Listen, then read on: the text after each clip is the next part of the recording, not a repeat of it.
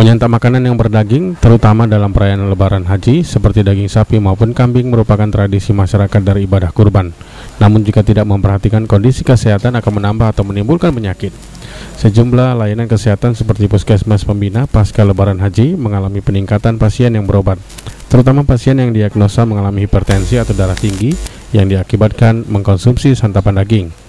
Menurut Kepala Puskesmas Pembina, Hajah Eviana Umar, peningkatan pasien mencapai 10% dari hari biasanya sebelum Lebaran Haji, yakni sehari bisa mencapai 10%. Pasien yang berobat dominan berumur 40 tahun ke atas.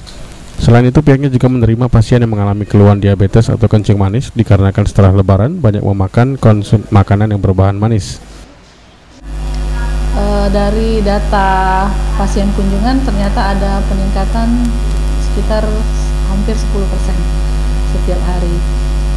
Juga untuk pasien yang diabetes atau kencing manis juga ada peningkatan, hubungan juga dengan pola makan mereka yang kalau dari Lebaran kan mereka juga banyak makan makanan yang manis. Tapi yang memang yang sangat terlihat sangat signifikan itu adalah darah tinggi atau hipertensi, karena mereka banyak makan daging kurban. Sementara itu, salah seorang pasien Holifa yang mengakui bahwa dirinya mengalami hipertensi dengan naiknya tekanan darah diakibatkan terlalu banyak mengkonsumsi daging sapi. Makan daging naik darah? Ya, soalnya naiknya dari itu bulan 160. Sejak Lebaran ini?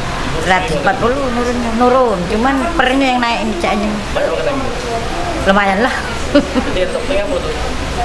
Ya ujinya naik dikit, pernya yang naik tuh. Kayak apa dokternya? Ada daging ujinya. Daging. Kusniawan, PAL TV.